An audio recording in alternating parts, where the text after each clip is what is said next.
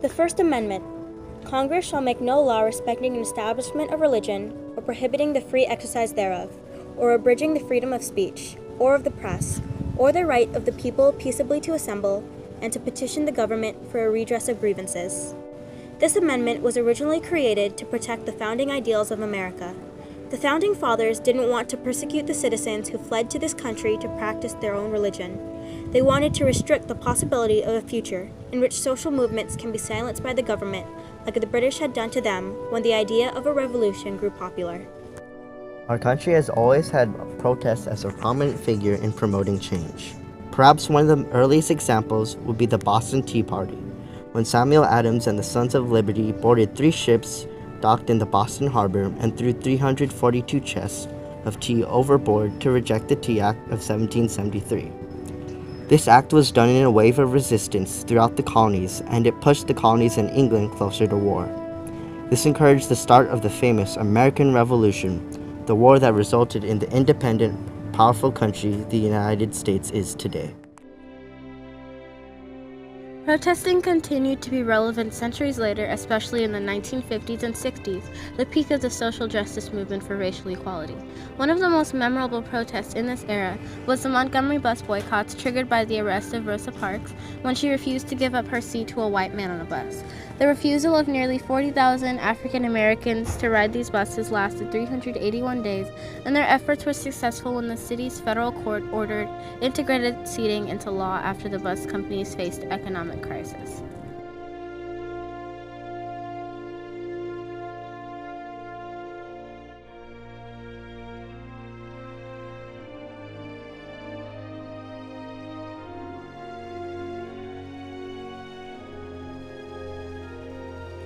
One of the most controversial issues regarding this amendment would be the case where NFL football players kneel during the national anthem.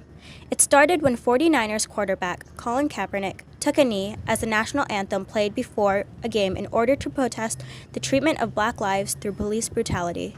Wouldn't you love to see one of these NFL owners, when somebody disrespects our flag, to say, get that son of a bitch off the field right now, out, he's fired. Although widely criticized, many players followed his example, which resulted in President Trump's calls for the NFL to fire them and criticism from millions. They're exercising a right to protest.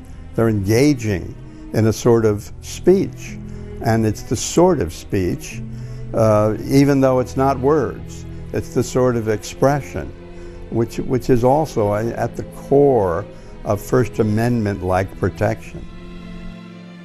It's a constitutional right that these players can protest as long as they are peaceful. But the problem is, the amendment only stops the government from infringing on their free speech. Since the NFL is a private organization, they have every right to fire their players for this if their contract terms apply. Which brings up the question, should they be able to? In addition to recent controversy in the NFL, protests have erupted in St. Louis in response to the shooting of 24-year-old Anthony Lamar Smith. Smith was fatally shot by police officer Jason Stockley following a car chase on December 20th, 2011.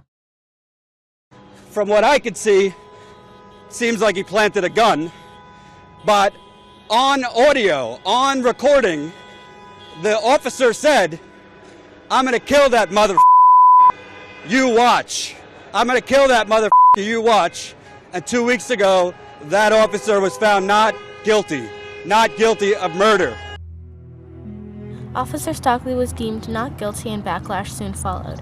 An eyewitness, Chris Summers, an owner of a local restaurant chain, had always stayed neutral between the police-protester clash, but ultimately decided to side with the protesters one night when he witnessed riot-ready police fire pellets and shoot tear gas at them, although they were marching peacefully.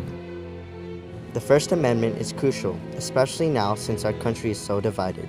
These growing issues, police brutality, women's personal rights, immigration, LGBT acceptance, need to be exposed to the public for awareness. I would say that marginalized voices are pushed out too often and not heard and uplifted, and we tend to uplift voices of people like me, white, privileged, cisgender, heterosexual, but we aren't really listening to anyone else.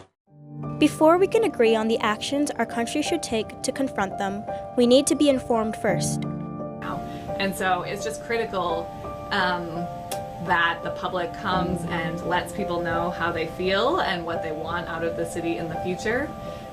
Because decision makers can only make decisions on the information that they have. So if they don't know what your priorities are, or if they don't know if you agree or disagree with what's being said, then they can't take that into account. And so we feel that at times like this, there has to be the voice of the people that is heard. These are public hearings, and I've always said, Pedro, public hearings should have a time when the public gets to say something. Let us stand online for hours and hours to get our 60 seconds in, or 30 seconds, but give us a little bit of time. And since the public doesn't have that, sometimes we feel compelled to shout it out. People should be allowed to speak out and voice their opinions with the goal of furthering the success and humanity of the United States. Education and communication is the only way we will succeed. Lately, the government has been infringing on our civil liberties to protest. Barring the right to protest is preventing us from growing as a society. We are in the middle of another civil rights movement, and we need to be heard if we're going to succeed. To solve our problems, we have to understand them first. We can raise awareness through better education and allowing media outlets to report the full and whole truth. Censored news and fabricated stories manipulated to hide the reality of our struggle to create a more perfect union will not help us achieve our goal. It's a constant fight to achieve equality and peace, and it always has been. We end slavery, but we start sharecropping. We encourage women to admit their experiences with sexual harassment, but we call them liars when they do. We accept refugees from war-torn countries, but brand them as terrorists when our gun regulations fail us. 2 steps forward has always meant 1 step back. We need to keep fighting for what is right and what is just, because in the second civil rights movement, success is the only option. Divided we fall! Divided we fall! Divided we fall! Divided we fall!